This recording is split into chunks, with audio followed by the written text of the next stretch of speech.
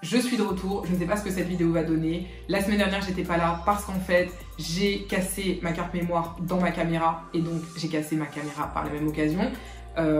Et du coup, j'avais plus de fichiers, enfin j'avais plus rien, j'étais au bout du rouleau. Et évidemment, sinon ce serait pas drôle, je casse ma caméra juste avant le début du confinement, quand tout est fermé et quand je comprends que du coup je vais rester sans caméra pendant un mois et demi, peut-être même 2. Donc écoutez, c'est le moment de tester si les pubs iPhone sont véridiques quand elles disent que on peut filmer de très belles vidéos à l'iPhone.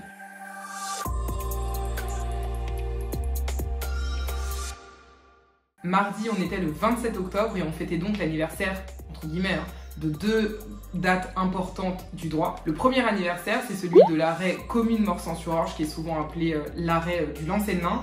Je ne vous en dis pas plus puisque je vais continuer à remuer le couteau dans la plaie. J'étais censée sortir une vidéo sur l'arrêt commune de Morsan-sur-Orge le jour de l'anniversaire de l'arrêt commune de Morsan-sur-Orge, mais comme j'ai cassé ma caméra et la carte mémoire, du coup j'ai rien pu faire. Donc là je vous en dis pas plus, mais ne vous inquiétez pas, la vidéo reste au programme, elle sortira un jour. Le second anniversaire, c'est celui de la Constitution du 27 octobre 1946. Alors la Constitution du 27 octobre 1946 n'est plus en vigueur aujourd'hui, puisqu'aujourd'hui on est donc sous la 5e République avec la Constitution du 4 octobre 1958.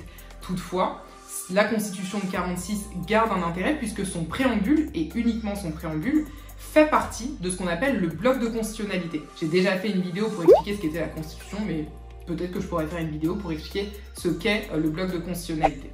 Mardi toujours, le tribunal administratif de Montreuil a validé la fermeture de la grande mosquée de Pantin, fermeture qui avait été prononcée par le préfet de la Seine-Saint-Denis sur demande de Gérald Darmanin, le ministre de l'Intérieur, aux fins de prévention de la commission d'actes terroristes. Et donc, la Fédération musulmane de Pantin demandait au tribunal administratif de suspendre cette décision pour que la mosquée puisse rouvrir. Cette demande a été refusée par le tribunal administratif qui a considéré que la décision du préfet était suffisamment justifiée. Et c'est la raison pour laquelle, à la suite de cela, les avocats de la Fédération musulmane de Pantin ont annoncé faire appel et donc saisir le Conseil d'État.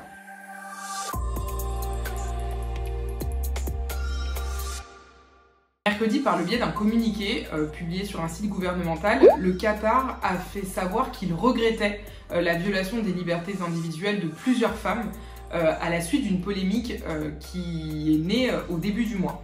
En fait, début octobre, il y a un bébé abandonné qui a été retrouvé à l'aéroport de Doha, donc au Qatar. Et ce jour-là, les autorités ont essayé de retrouver la femme qui avait pu abandonner ce bébé. Et donc, les autorités, ce jour-là, se sont dit, bon, on est dans un aéroport, le bébé est abandonné, peut-être que la mère essaye de fuir, va prendre un avion et on la retrouvera jamais.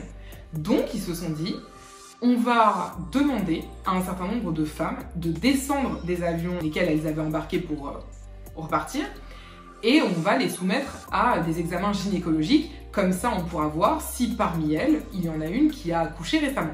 Et vous voyez bien où est le problème, puisque quand on dit examen gynécologique et contrainte, ça va pas ensemble.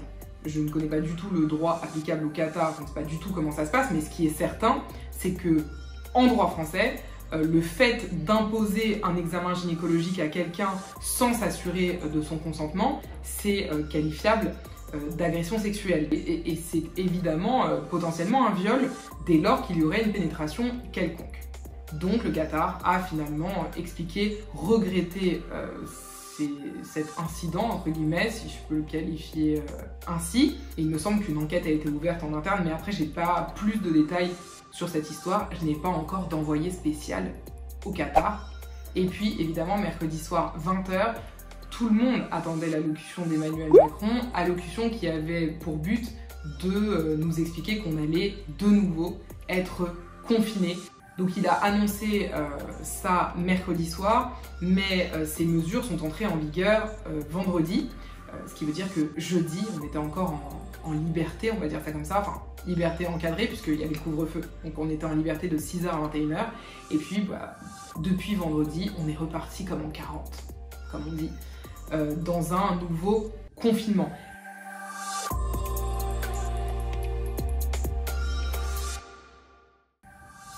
Jeudi, l'association Baraka City a été dissoute par décret pris en Conseil des ministres et donc décret publié au journal officiel jeudi matin. L'association Baraka City, je ne sais pas si vous connaissez, mais elle a été créée il y a une dizaine d'années par Idriss Siamedi, qui en est aussi le président. Et elle a un objet humanitaire, c'est-à-dire qu'elle vient en aide à des personnes qui sont dans le besoin ou des personnes qui sont victimes de discrimination, etc. Et vous allez me dire, bah, du coup, si elle fait de l'humanitaire, pourquoi elle est dissoute? Et pour justifier sa décision, l'exécutif retient, je vais citer, que nonobstant son objet officiel, l'association propage des idées prônant l'islamisme radical, des idées de haine, discriminatoires et violentes, et se livre à des agissements en vue de provoquer des actes de terrorisme. Donc ça, c'est ce qui est dit par l'exécutif sur Baraka City, donc qui est un objet officiel humanitaire, qui fait des actions humanitaires en France et partout dans le monde. Et l'exécutif dit que derrière cet objet apparent se cacheraient des propos et des actes répréhensibles. Et je vais encore remuer le couteau dans la plaie.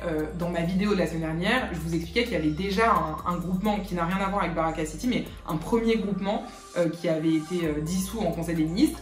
Et je vous avais expliqué dans quel cas, en fait, l'exécutif peut décider de dissoudre une association, sachant que, évidemment, vous voyez bien qu'il n'y a pas une condamnation judiciaire, il n'y a pas un juge qui est intervenu dans cette histoire, c'est l'exécutif, à un moment, qui dit, et c'est la loi qui l'autorise à faire ça, ton association présente un danger, elle incite à la haine, elle provoque à la commission d'actes de terrorisme, et donc, à titre préventif, on décide de la fermer. Et c'est justement parce que c'est une décision qui est prise en dehors de toute intervention d'un juge que cette décision de dissolution peut faire l'objet d'un recours. Il est possible pour les sociétaires de contester cette décision, soit en faisant ce qu'on appelle un recours gracieux, c'est-à-dire que vous allez saisir le ministre en lui disant « Écoute, je crois que tu t'es trompé sur ta décision. Tu as pris cette décision, mais il faudrait que tu reviennes dessus. » Donc soit un recours gracieux, soit, si le recours gracieux n'est pas possible et ou perdu d'avance, un recours contentieux, c'est-à-dire que vous allez saisir le juge administratif et vous allez dire au juge « on a dissous mon association, mais en fait, elle n'aurait jamais dû être dissoute ». Et à ce moment-là, c'est le juge qui va trancher.